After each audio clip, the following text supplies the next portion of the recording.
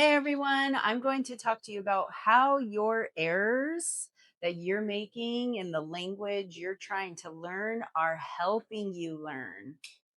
Okay, so first off, what is an error?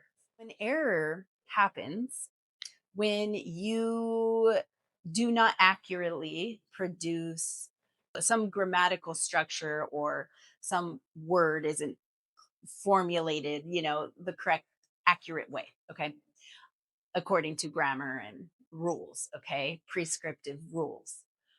And that happens. You do that, you produce inaccurate language even after you have learned the rule. So that is an error. You know the rule, you know how to do it, but yet you still produce that error. Now, that is different from a mistake. A mistake is something that happens on accident. You know the rule, you are able to produce that form accurately all the time. And one day you just messed up. You pronounced the word the wrong way, or you spelled it the wrong way, or you forgot ing. Okay, those are mistakes. Those are not a big deal, but errors, they can give you a lot of information.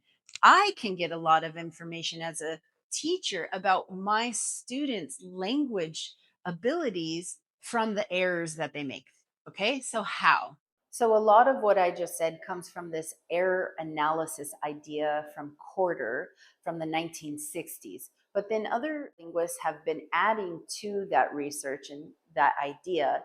And in 1974, there's another addition to error analysis, and that is that we should be using this error analysis to guide us, as I said earlier, and that we should use error analysis to tell us where students are in their learning journey and what's going on.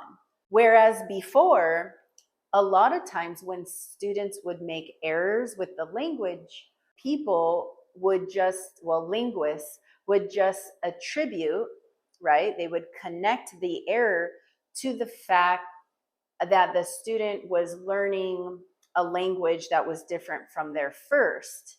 And it's called contrastive analysis. So they would look at the target language, maybe English, and they would look at the student's first language, let's say maybe German. If you contrast those two languages, they're kind of similar actually in syntax and in the use of prepositions, and they use certain things.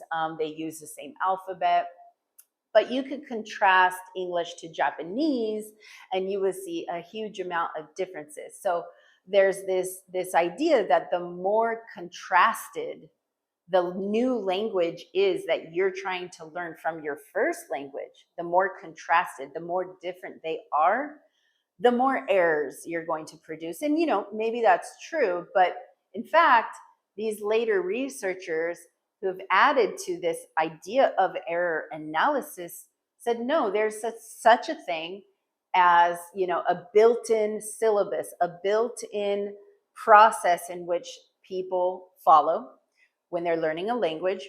It's not so much connected to what their first language is, and that process involves errors that you will make and you must make. Okay, and when we as teachers or researchers, when we see these errors, we are able to understand the process and where you're at. Okay, so let me give you an example.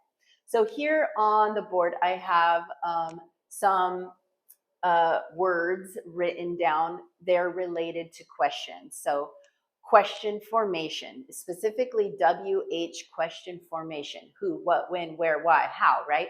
Those information questions require, just like other questions, but they require sometimes, not always, the use of the auxiliary verb. And so do negatives. Okay, so negative sentences and questions are especially complicated in English because they require what's called inversion or do support or an auxiliary verb to create the meaning that they are trying to create. Okay, so when someone makes a mistake with a question or with the negative form, we can kind of see where they're at.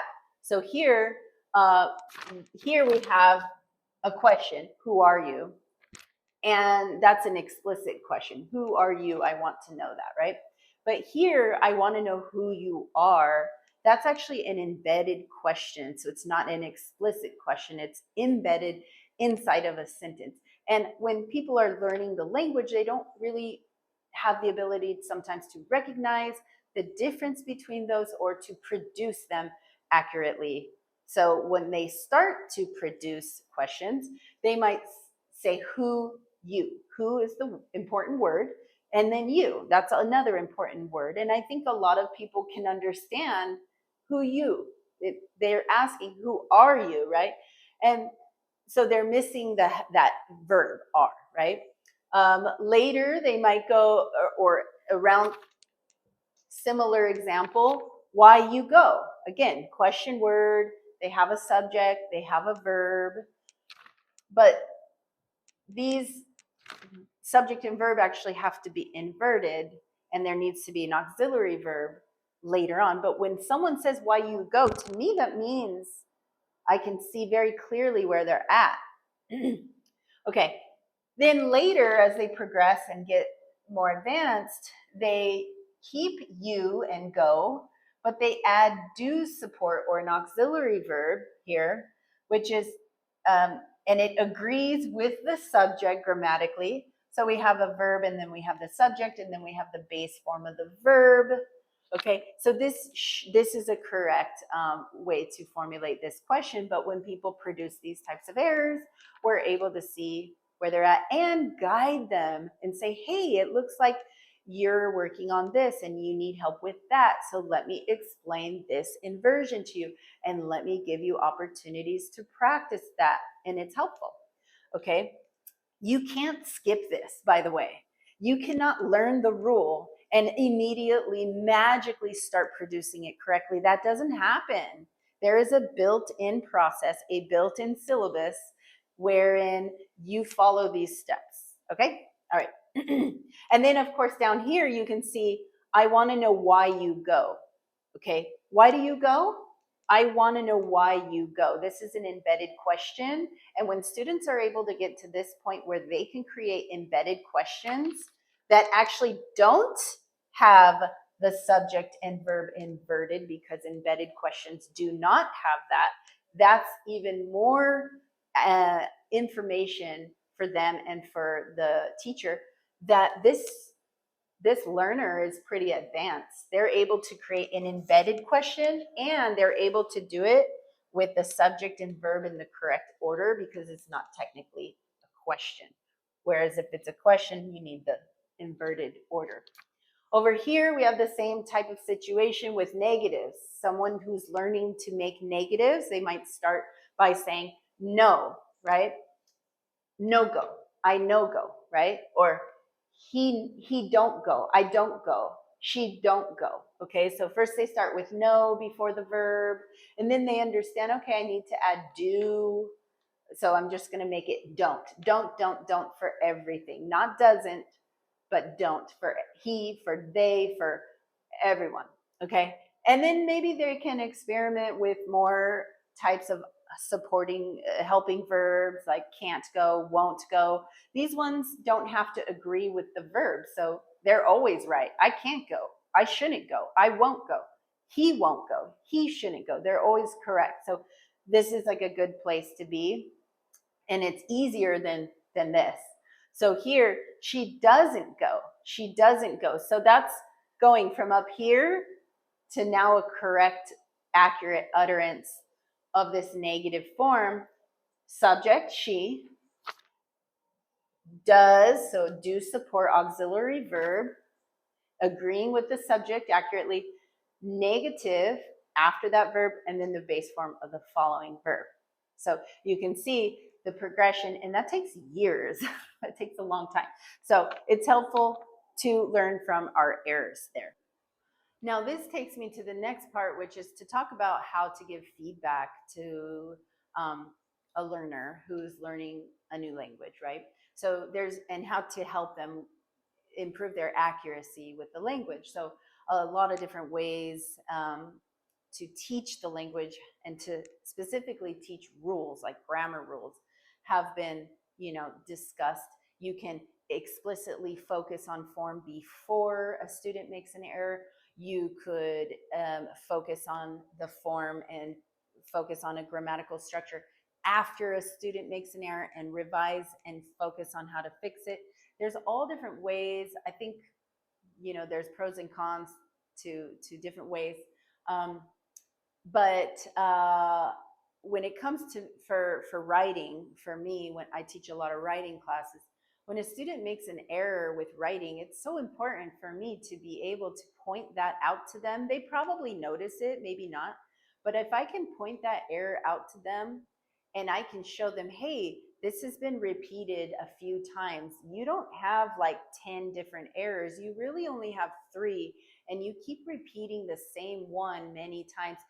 That's the one I want them to focus on. Okay. And I could tell them, hey, this is an error with conditionals.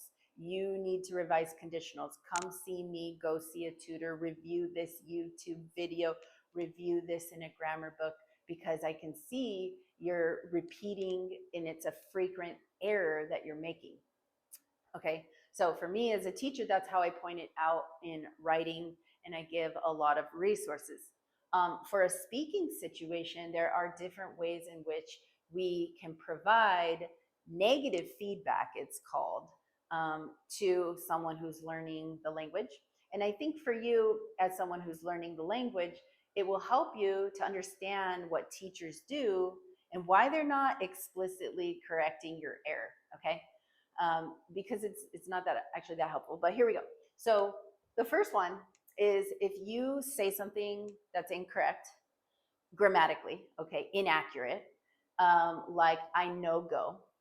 So what happens is a person or a teacher might create a recast. A recast is where they essentially just repeat what you've said, um, with the correct form, with the accurate form. Okay. So they do it without the error. So you say, yeah, I know, go tomorrow.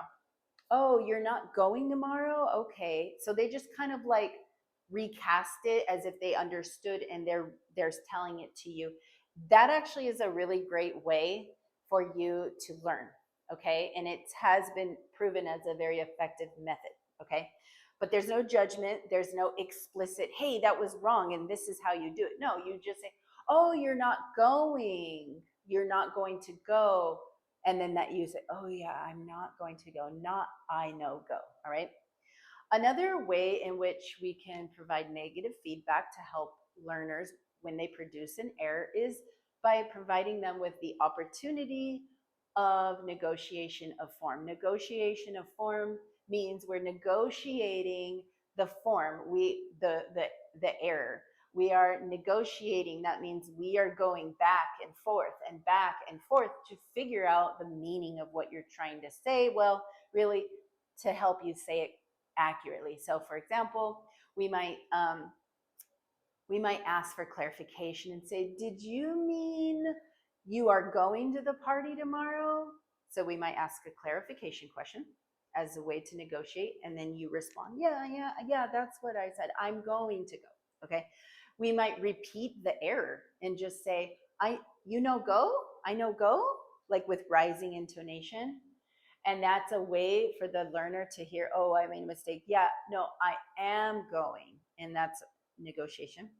Another way is to just straight up elicit the form and say, well, okay, how would you say that in your language? I know, go. How do you say that in your language? So when you elicit it, it might help them to think about it in a different way, and even in the target language. And then finally, you could use grammar tools and meta-linguistic tools that they've been learning to help them. Like, oh, wait a minute, when you use a negative in English, don't you have to use a helping verb or an auxiliary verb? That, oh yeah, I have to use do, right? I do not go.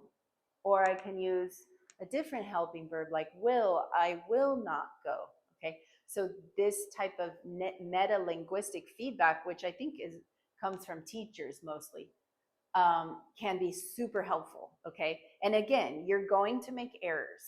Your errors will help you. Okay. And then the last type of way we can provide negative feedback is explicit correction. That just means saying, no, that's wrong. It's like this, and correcting. And that honestly like lowers the affective filter, makes people feel uncomfortable, makes them feel, a lot of people say they want that, but what they really mean is they want to recast or they might want to negotiate form. It takes a long time, but it's a really great way for it to stick. So don't be afraid of your errors. They are an indication of where you are in terms of learning the language. Everyone goes through a process to get to their goal of being more advanced, and learning from your errors is part of that process. So use it to your advantage. Bye.